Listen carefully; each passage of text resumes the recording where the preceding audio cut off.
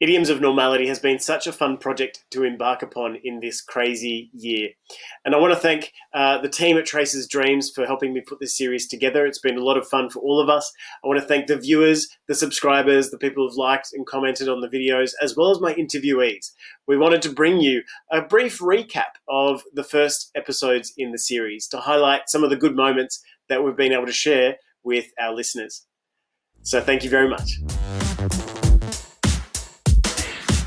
Professor Anita Rich, thank you so much for joining us for an episode of Idioms of Normality. The first question, which is always the same question, is what is normal? I think normal is what you're used to.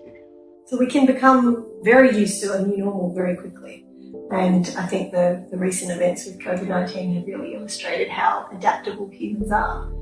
And certainly some aspects of that are incredibly tough, but people adapt and you become used to a certain type of normal. And anytime your perspective changes or you're confronted by something new, that is perhaps not normal to start with. As you get to know someone or as you understand their perspective more, then you accept it and it becomes normal. So it's a big question. Like when you sent the email out to flag the questions, like my head went into overdrive. I think that, as I said to you before, that fundamental question of what is normal is the thing that's driven me to do anthropology. It's kind of the thing that I have at the forefront of my mind when I wake up in the morning and as I go to sleep at night. And, whether it be, like I used to play around with this idea of what is normal from that statistical perspective and was unsatisfied with that. And the more I inquire and research and study into the human condition, the less valuable that construct of normality is for me. And in fact, the more limiting it is. Right, because the question, what is human, is very different to the question, what is normal? Absolutely. We can differentiate, or we can describe statistical norms or patterns that emerge in a particular place, but to what extent does that actually do justice to the depth and breadth of human subjectivity or human complexity or human variability, which when you step out of that one space and when you take off that one lens, which is essentially trying to define that norm or reduce that complex experience to be able to fit into particular norms. When you step out of that space, when you take off that lens, the variability and the diversity seems to be the thing that cuts through the space and time of human existence. Well, the simple answer is whatever is normal is what's been decided to be normal. What has been decided to be normal, and who decides? Well, the particular cultural or community group that you're talking about at any particular time. So I wouldn't say that you can define normal or you can pin a definition of normal to a particular group or a particular cultural group. Because within the cultural group, there's always all kinds of variety, diversity. Yeah. What's normal in your family might not be normal as what is considered normal in my family, even though we might share the exact same cultural background. Absolutely, yeah. So normality is something that's agreed upon. It's something that a community or a family or a whole nation or a whole region even arrives at by agreement. Oh, look, it's such a hard question. I mean, normal is a concept, the idea that somehow we can put our finger on what's average and that's something meaningful. So I think, it comes out of statistics and it comes out of a particular moment in history. But I think the way it's sort of bled into popular discussions, the way it's bled into the way we talk about things like mental health or our bodies or all kinds of other things, it's the idea that somehow the average is what most people are. It's obviously not true. But for example, I ask you what's a normal color? Which is the normal color? You said that doesn't make any sense. That's a great way of inverting the question. Yeah. What is a normal color? Yeah. What is a normal color? Or what's the normal sex? And we know that doesn't make sense, And we know also that for a long time in our history, one sex was considered to be the norm or the normal. And it really changed and it affected how we treat women. It affected medicine. It affected the way we employ people, how education works, even how religion an ideology works. So I think normal is the idea that somehow in any group of people, there's like an average, and the average is what most people are. And both of those things are fundamentally untrue. Not only is it that every group doesn't have this sort of, sometimes groups have different sorts of distributions where there's actually 2 or 3 or 4 types, or the idea that somehow normal has a value. I mean, if I said to you, I want only normal students, you would say, oh, I thought we were looking for exceptional students. Aren't we trying to find their unique skills? Aren't we trying to direct each one into the discipline or the skill or the profession that they'll do best at? So I think the idea of normal is that there's something valued in that. And it's especially difficult because I look a lot at evolution and human variation across cultures. And people tend to assume that the normal is like themselves. Right. I'm normal. Because it's got a value judgment. And yeah, I get people saying I'm abnormal. There's a way that you can use that as well when you sort of self-present. Most people think they're normal. But if you look across the whole of humanity, it's very hard to put a finger on what's normal. And if you look across our evolution, it's even harder. So, for example, if you're living in Australia or the United States or Western Europe, and you say, well, I have average salary, I'm the average, same age as the average person in my society. I belong to the majority religion. I speak the same language as most of the people around me. If you start looking globally, that falls apart immediately. That it's so not the rule. Yeah. That's a really difficult question. And it took me about 3 years to finish my thesis, and I don't think I have an exact answer. But just a little bit of a background, my doctoral thesis looked at the ethics of pathologizing ugliness, or treating ugliness as if it's a disease that requires medical intervention. Wow. So pathologizing ugliness and intervening on what people perceive as deformities or blemishes. Exactly. What kind of deformities, what kind of blemishes are we talking about? This is also a difficult question, so we have to step back a little. When it comes to pathologizing ugliness, I'm referring to features that are just deemed to be undesirable based on some aesthetic standards. So these are different from deformities that can be medically and surgically defined. So these are just maybe the nose is a little bit too big, or the nasal bridge is a little bit too flat, or the eyes are too far apart. There's no pathology there. It's just that some people don't find them attractive. And what's happening in cosmetic surgery is to start framing these normal, so let's put it in scare quotes, but unattractive features as if they are pathological. So they start using medical language to label these terms. And there you have to ask, what is normal then? If there are features that are unattractive but normal, and it becomes pathologized, it does raise the question, how does medicine define normality? How does cosmetic surgery define normality? And that's one of the things I look at. I spent a few chapters looking at the term normality. And there I found there's 2 general understandings of normality that's being sort of used in medicine. So you have one that refers to normality as statistical. Right. So it's what we refer to as frequentist approach to normality. If you know the bell curve, anything that falls under the bell would be normal. And those who are in the extremes are either below normal or above normal or abnormal. In a medical sense, abnormal is not necessarily moralistic. It just means it's not normal. Right. That's the first one. The second one is the normative notion of normality. So it's the thing we want to achieve. It's very aspirational or ideal. For example, you have conditions that we will treat as abnormal or pathological, but it's fairly common. So think of any kind of disease that's widespread. Think of COVID or any kind of infectious outbreak. They are statistically normal, but they're not desirable. We don't want to have COVID-19. Mm-hmm. Another example would be tooth decay. It's a very common condition, but it's something that we do not want. So there you can see the conflict between the statistical normality and the normative normality. And there, it becomes more complicated if we start talking about beauty and health. Normal is an agreement, I think.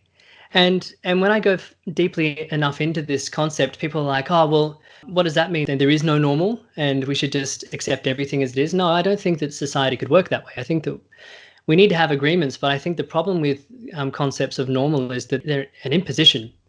So someone at a certain level of power is imposing ideas upon us or others, and is maybe unknowingly, I don't know, creating suffering and limitation on people.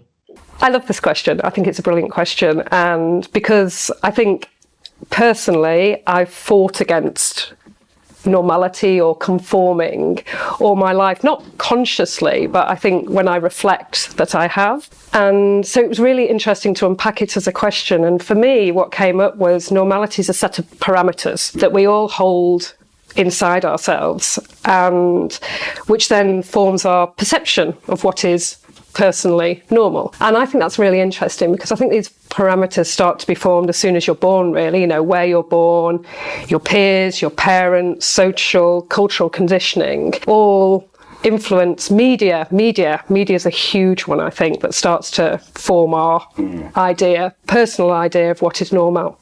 And then you have these parameters inside yourself, and these parameters, help you engage, help you feel part of things, help you feel outside things. But for me, it's a very personal set of parameters. I'm not sure you're asking the right person about that. I'm not sure I have a lot of experience with normal, on a personal level. But I guess I'll start as an academic. And what I guess is normal for an academic is to explain the concept and to say that I think there's like two specific features of the concept of normal or normality. And one relates to something that is kind of a standard. We measure something in terms of a specific standard, and we might use an average or something to create a norm that we can expect from whatever it is, distribution of something, a person, a rule, something. We need this kind of norm in order to have kind of semi-agreeable day-to-day experience of life, else things would just be crazy. I mean, if we didn't have norms for let's say traffic, for example, probably it would be very difficult to coordinate a semi-smooth daily life. The other feature of normal is that it depends very much on when you ask the question and where you ask the question. So normal is not like a universal thing, right? It depends on the time and it depends on the place. There are different normalities or different features, I guess, that are considered normal. So what is normal today here in Mexico is probably not normal considering that you're already living in the future tomorrow in Australia. So there's definitely a component of contextuality to that. And then there's another feature, which is probably the one that maybe accommodates me most, or that makes me most wary of the idea of normality, is that it has this dark dystopian side of norming people, right? Or of something almost dictatorial, where it plays into expectations that we have about behavior of people. And that could be that we want people to appear physically in a certain way, or that we want to have specific reactions that we expect. And again, this can be totally healthy, let's say, because we need to expect something, or we need to create shortcuts in our minds to be able to have normal social interaction, right? So we don't start from tabula rasa every time we meet somebody, but it can turn into stereotypes that are very dangerous, right? That when we expect people all to, be the same, or have a certain feature that some people might not have or not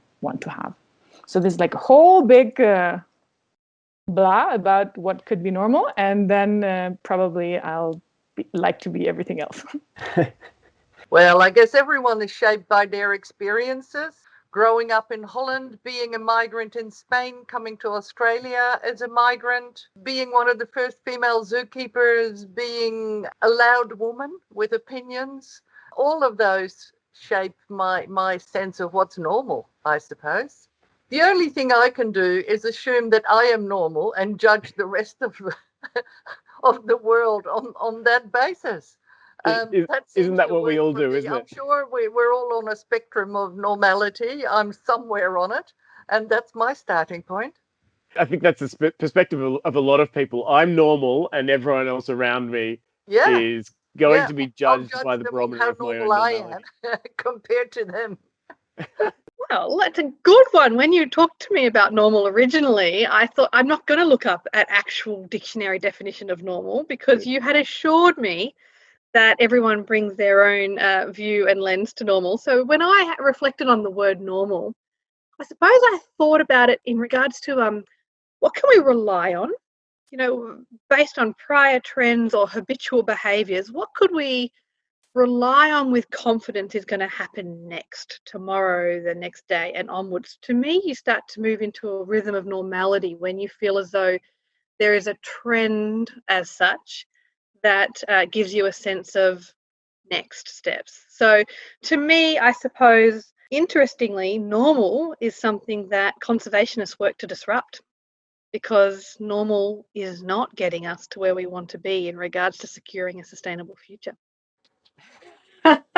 Well, I will tell you one thing that I've discovered is that the more we are interested in the term what is normal, the more in crisis our sense of the normal is. It's a really interesting and quite unique aspect to the cultural history, if I can put it that way, of the idea of the normal, that there are periods of time in which people are not obsessed with what the normal is. And there are periods in which it comes into a spike of usage. So I thought my work was done when I finished that book. It came out at the beginning of 2018. And I thought, that's it. I spent a long time working on this. Time to move on to other things. And then the US election happened, the last one. We're about to have another one now. And there was this massive spike in particularly the phrase, this is not normal, and the hashtag not normal came into use to talk about the previous American election campaign. And I thought, that's inconvenient. I'm finishing my book now. I'm done with this topic. But all of a sudden, there was this huge discussion in the public sphere, mostly in the States, but of course everywhere else, about when can we allow these things to be understood in the political sphere as normal or not. Then shortly after that, we had that hellish season of bushfires in Australia, where all of a sudden everyone was saying, is this our new normal? Is this what it means to be living in the middle of a climate emergency? And I thought, here this word is back again. Now, of course, we find ourselves in the middle of a pandemic in which everyone's saying, when are things going to go back to normal? They just want things to go back to normal. Or they're saying, the old normal was the problem. We need a new normal, or we need to do away with the idea of the normal. In each of these moments, as in the book that we wrote together, what we noticed is there are these moments in which people feel like the ground has disappeared from out of their feet, that the things that they took for granted, what we might think of as ordinary life, or in fact the bounds of what is possible and what is acceptable, what we can tolerate, what we can adapt to. These are all very common synonyms for people talking about the normal. The moment that people feel like they're dissolving around them, you will find a spike in the use of the word normal. So I can tell you from the book, the first time that the word normal is a word that we use in everyday language, because until quite recently, it was a word that only doctors or statisticians used. It was not a popular word that people would use in everyday discussion. And the moment that people start talking about the normal, not what is normal, who is the question of the 20th century, is as the Second World War is ending. Why would that be? And the discussion around the normal then is particularly around what is a normal young man and woman. It's a discussion that's coming out of America at that time. But in particular, it's what is a normal woman? Because women, of course, had just spent, depending where they lived, up to 5 years suddenly being what were called war workers. And so suddenly you had women who are doing everything. They're working in factories, they're the journalists, they're in all the offices, they're doing manual labor. Everything is being run by women because men are all off being, mobilized and being soldiers, mostly overseas. And then there's this moment in 1945 when you have to invent the modern housewife and you have to convince women to get out of the workplace and back into the domestic sphere.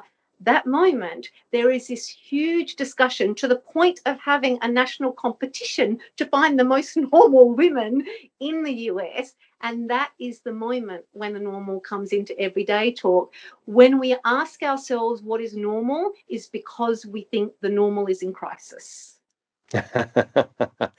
Well, when you asked me, to be part of this interview, I thought a bit about that, and I thought, well, for one thing, as soon as you ask me that, I start thinking about humans and what is normal in humans. It struck me as interesting that I didn't think, well, living on the planet is what we think of as normal, and yet, in a universal sense, that's pretty abnormal. So far as we can work out, we haven't found any other life forms anywhere else. So we're fairly abnormal to begin with. So what is normal? I think what is normal for most people is what is considered as normal within the small parameters that they live in. And anything outside of that becomes abnormal. So normality is, in a way, what is recognized by your tribe. And it becomes difficult now because we see our tribe, in a way, as very extensive. We see it as a nation, for one thing, and we see it worldwide because of the advanced communications we are able to have. And so a lot of people appear pretty abnormal to a lot of other people.